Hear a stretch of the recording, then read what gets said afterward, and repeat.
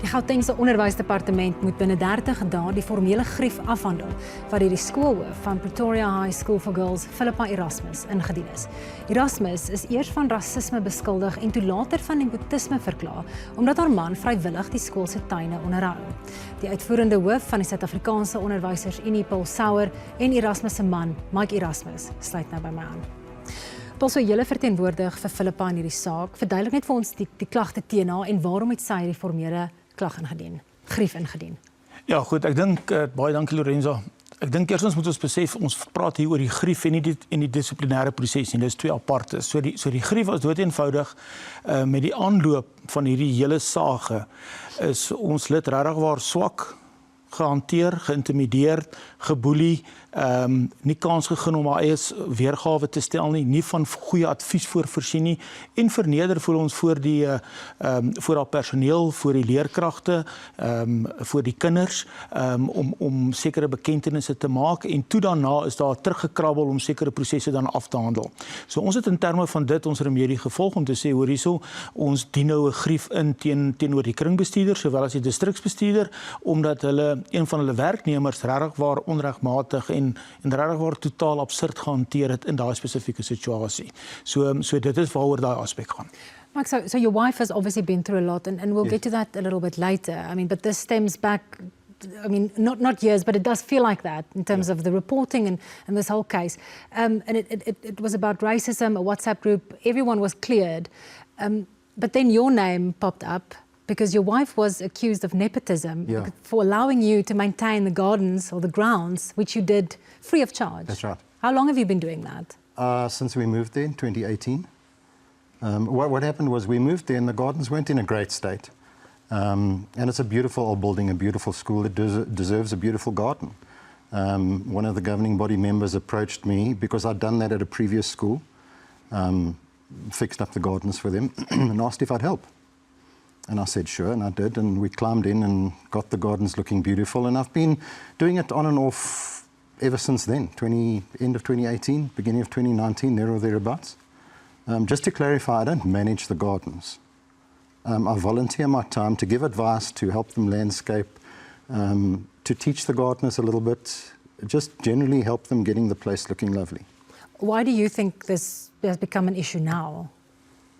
Quite honestly, because the department was looking for something to throw at her, obviously.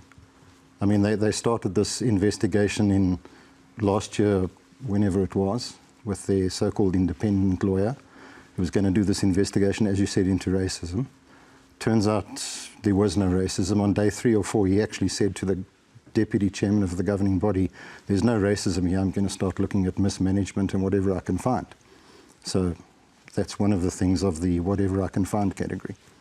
Ons het die departement genooi om aan die gesprek deel te neem, hulle het nie gereageer op ons versoek nie. Wat nou vir hierdie saak? Ek bedoel, as jy kyk na die hantering hiervan, jy het gesê dit is boelie gedrag. Hoe anders en hoe sou jy dit nog verder ook beskryf? Nee, Lorenzo, baie duidelik van ons kant af, en ek dink ons is in een met mevrou Erasmus. Ons kan nie toelaat dat 'n werkgewer wat eintlik behoort die reëls te volg, dit nie te volg nie. Ons het ons remedie is 'n formele grief, ons het dit gedoen, hulle weier om dit te hanteer. Hulle verskoning is, dit is reeds in die ondersoek afgehandel. Ons het nog nie die ondersoek onder hande gehad nie, ons is nog besig met 'n addisionele regsproses om die ondersoek regtig waar te kry, sodat ons kan sien waaroor dit gaan. So ons gaan hierdie ding so lank as moontlik veg en hulle dwing om dit te kan doen. As hulle nie binne 30 dae gaan reageer nie, dan gaan ons die hof nader en sê, hoor hierso, dis minagting van julle bevel. En dan gaan die HOD en die LER moet dan gestand doen of met 'n boete of met tronkstraf dalk, wat ons daarmee gaan doen. Maar ons kan dit nie toelaat nie. In terme van die normale reg wat jy het, dit is totaal onaanvaarbaar dat iemand so gehanteer word voor mede-kollegas en voor mense.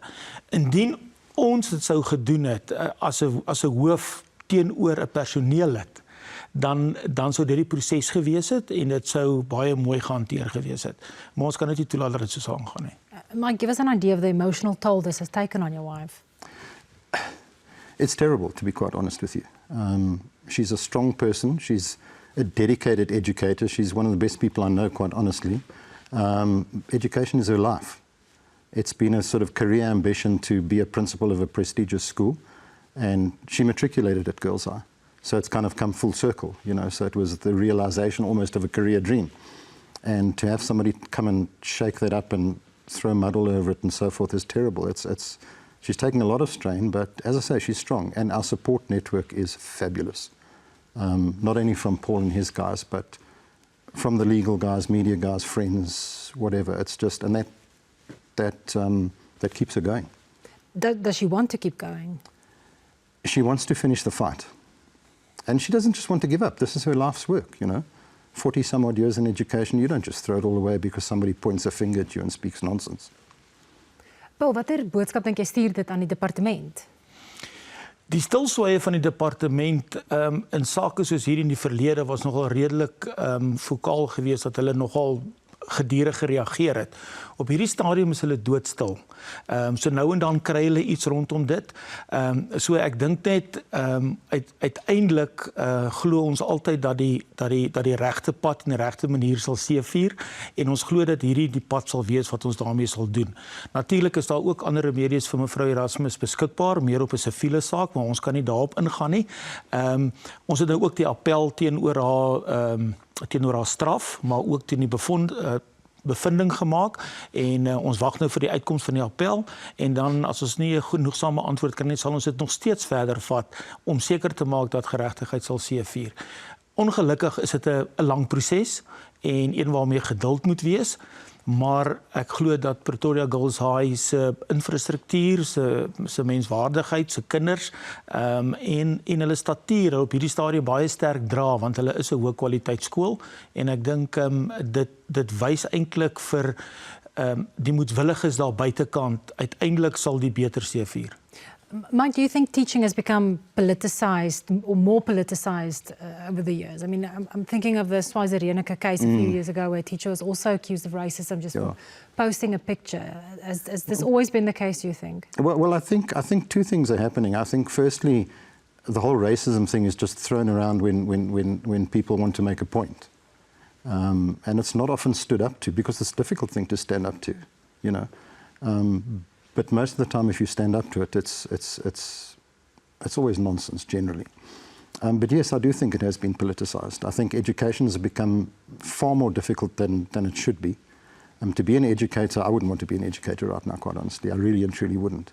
There's so much else you have to worry about apart from just what you're actually there for, you know. And educators will tell you that. Of all levels, they'll tell you that. It's just, we just want to teach. We just want to be with the kids, do what we actually started out to do, but there's so much other nonsense that takes up so much time. Maar hoe beskerm julle lede hierteen? Want dit is nie almal wat kans sien vir hierdie soort geveg nie. Dit is verseker so. Daarom is dit bly vir ons belangrik dat ons die grief gaan hanteer kry en dat ons die uitkoms daarvan kan kry, want ons moet daai proses kan gebruik, want dit is die proses wat ons beskikking is. In terme van iets anders, dink ek ons moet baie keer is ons verskriklik bang om te sê wat ons wil sê, veral wanneer dit van departementele owerheid afkom. Om op te staan daarteen. En ek dink net dit wat met mevrou Erasmus gebeur op 'n mindere mate op 'n gereelde grondslag, maar ons mense is bang vir die konfrontasie en daarom wil ons dit nie dan verder doen nie. En dis waarvoor ons daar is om seker te maak dat indien dit gebeur, nie net jy nie, maar ook jou gemeenskap dan beskerm word daarteen. En ek dink mense moet baie makliker daarteen kan uitpraat en dan sal ons die pad loop. Dit gaan wel 'n moeilike pad wees en 'n lang pad. Dit gaan nie 'n kitsoplossing wees nie, maar ons kan nie net bly toekyk dat dit net gebeur en ons doen niks omtrent dit nie. Margaret, just last, I want to ask you, what is the atmosphere like at school? Does your wife enjoy support from colleagues and students as well? So this is sort of apart from the politics. It was interesting. Paul and I were actually discussing exactly that same thing while we were waiting outside. And there's two factors for the kids at school. They go to school. They're happy. We live on the property. I see them every day. They walk past my house. They're happy. They're fine. Philippa's got huge support from the staff. So yeah, it's kind of business as usual. This is almost, It's an adult's fight, if you will. You know. Mike Paul, baie dankie en baie sterkte. Baie dankie. Thank you.